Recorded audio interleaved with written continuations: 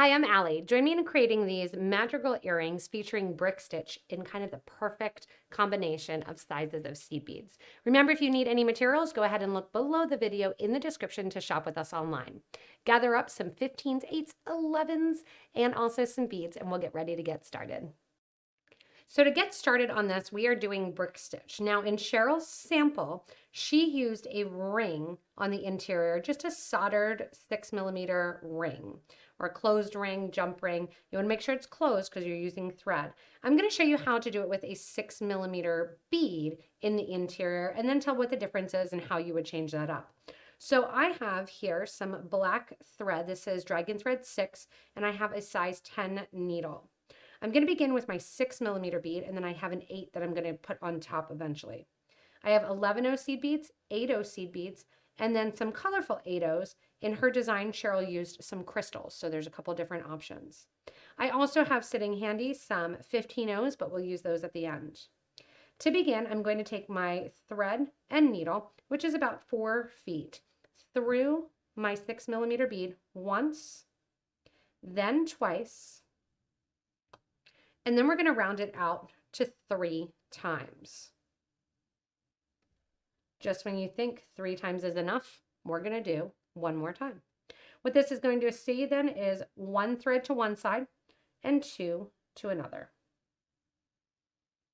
So the threads that we just put through this 6mm bead are basically like the sides of the ring. We're going to be doing brick stitch starting out with 11 seed beads. And we are going to sew underneath that thread that we just created. So picture the beads not even in the middle here. We're just working with the thread, which would be the same as working with the ring. To do so and start brick stitch, you're going to pick up 2 seed beads. Go to the side here with the 2 strands. You're going to tuck your needle and thread underneath those 2 strands of thread. So I'm sewing underneath those threads. That's going to lay those seed beads kind of right along the side there. You're going to sew back up through bead number 2. Anytime you're doing brick stitch, the first start of the row, the first bead, gets 2 beads on at a time. After that, you're doing 1 bead at a time, sewing underneath those bridge threads there, or through the ring if you're doing an open design like Cheryl's. And then once you have it through there, and you pull it nice and tight, go down towards the bead, you're going to sew back up through the bead and come out the top. Continuing on, you're going to fill in all the space here with your single bead at a time and then back up through.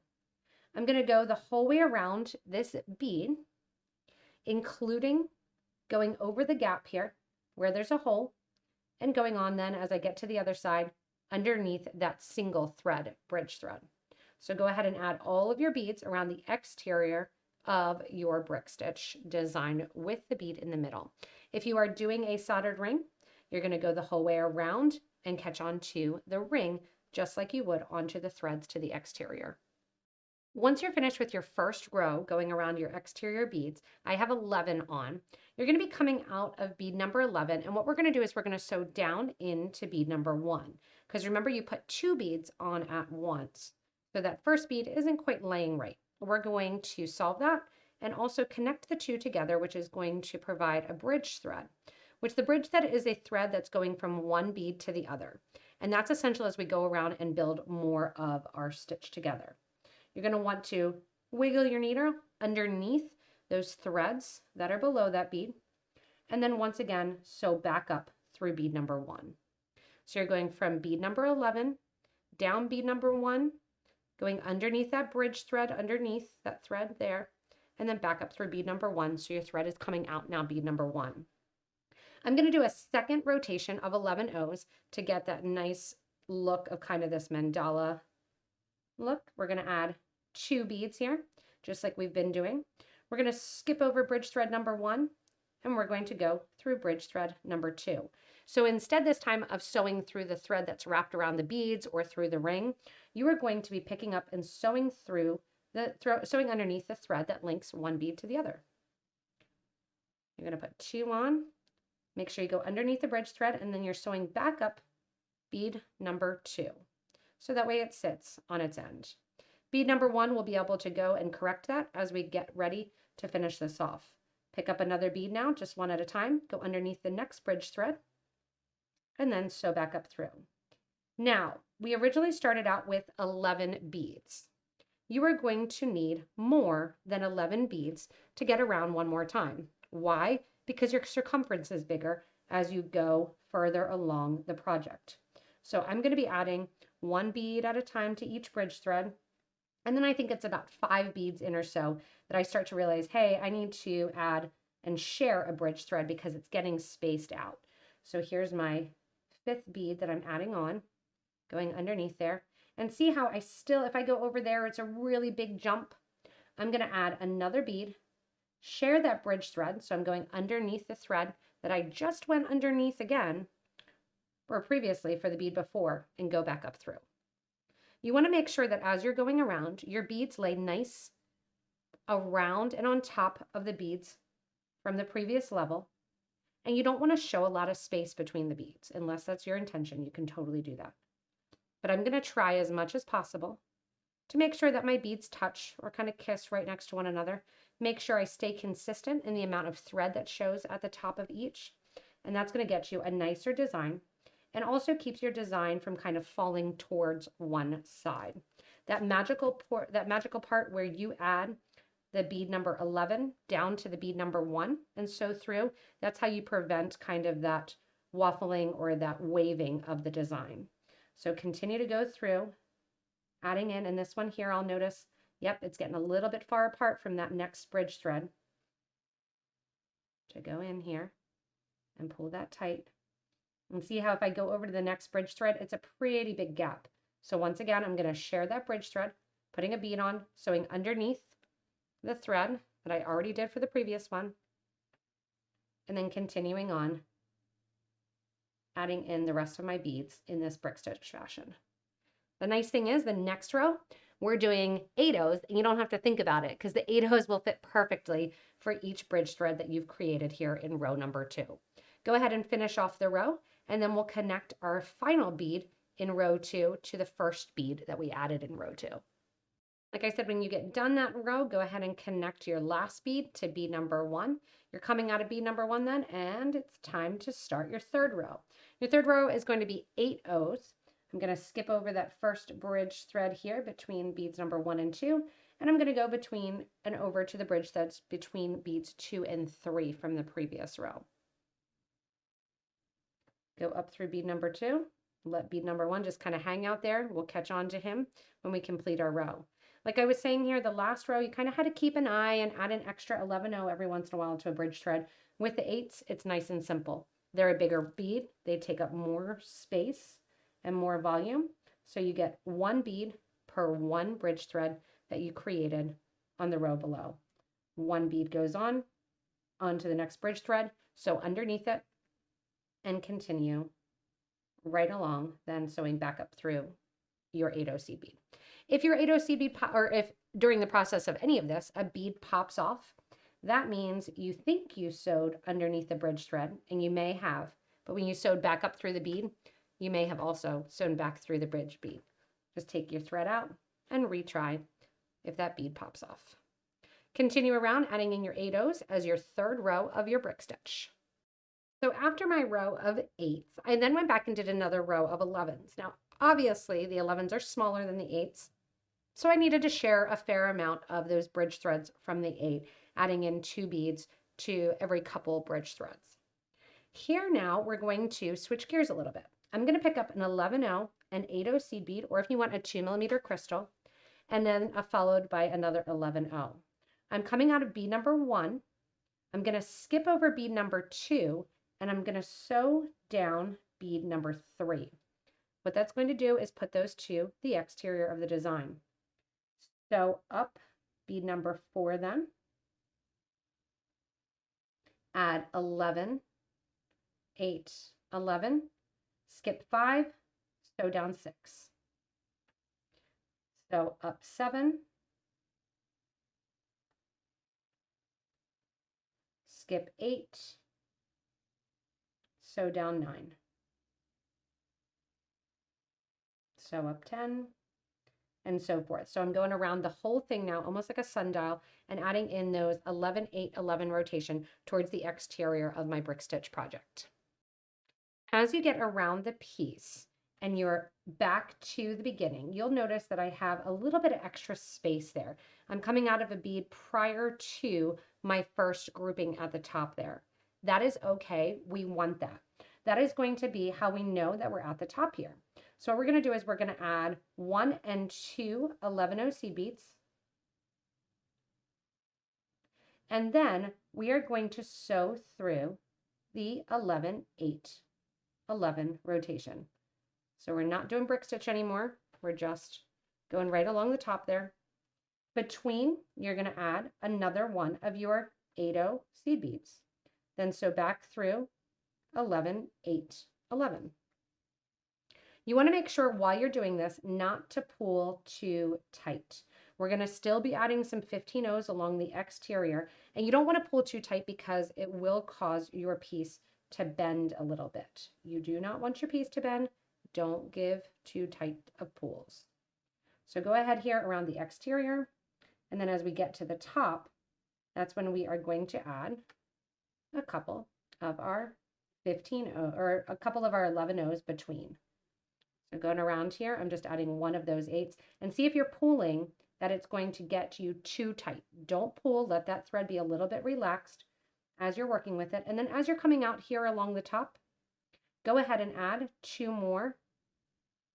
one more 11 and one more 8 seed bead, and then sew through the ones you added at the beginning. That's going to be the top of the piece. From here, we are going to add a little bit of a decor. The decor now is going to be 15-0 seed beads. So the 15-0 seed beads, I'm going to get those out, doing them all in gold. I liked the silver ones that Cheryl did here of her open brick stitch, keeping with that same color idea. Coming out of one of your 8-0 seed beads, the first one there, you're going to add 2 11s, followed by 3 15s,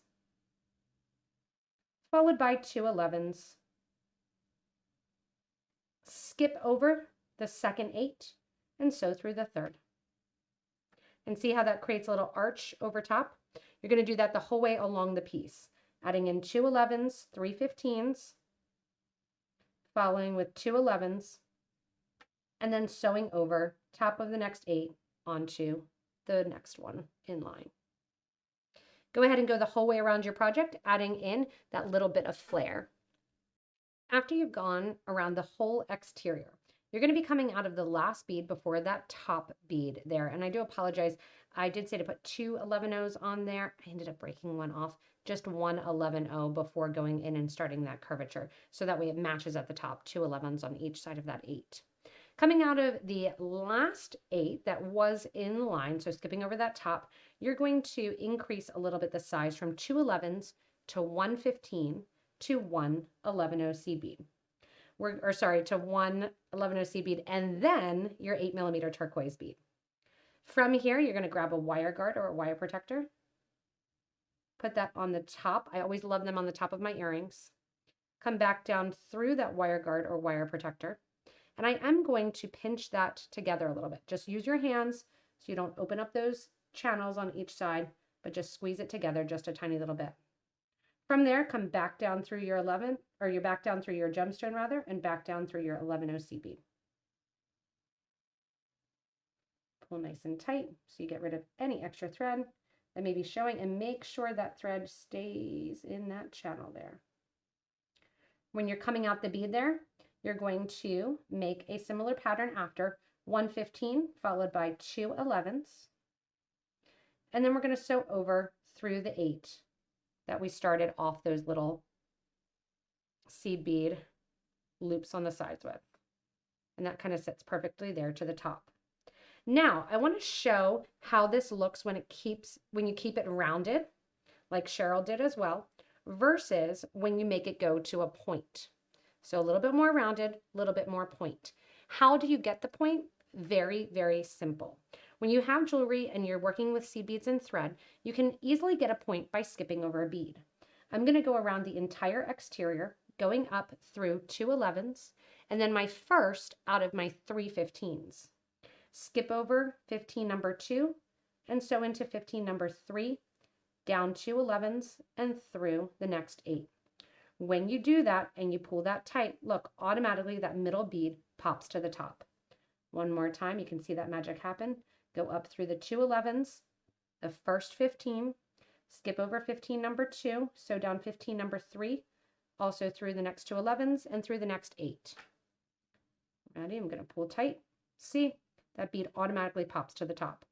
I'm going to go the whole way around the piece, making that pointed edge here, and then I'm going to reinforce by going back through those seed beads, up through the bead, come on down, and then we're going to weave in to tie off our thread to the back of the design. So after you reinforce the thread here going down through, all I did was literally take my needle basically through that line of seed beads that lines up really nicely on that brick stitch, through my 6 millimeter turquoise bead, and then I'm simply going to tie my thread ends together and burn them down towards the back of the project. Now, if I was doing this not on camera, I would probably have used green thread. I think the black is really easy to see, to record, to show you what I'm doing. And then I'm going to burn that down, having my thread burner hot, burn down those thread edges towards the project. From there, you just add on your ear wire and your earrings are completed. If you want to stay tuned, I'm going to be doing a video coming up on a solitaire ring using the top of this design from Cheryl. That solitaire ring, if you want to take your knowledge from that, you can attach it to these brick stitch earrings here at the top, just stitching right onto the netting that's involved. So if you want to make them a little bit more complicated, make sure you look at some other videos, the everyday earrings and the solitaire earrings. You can add those on top and create your own design to really go in and perfect it.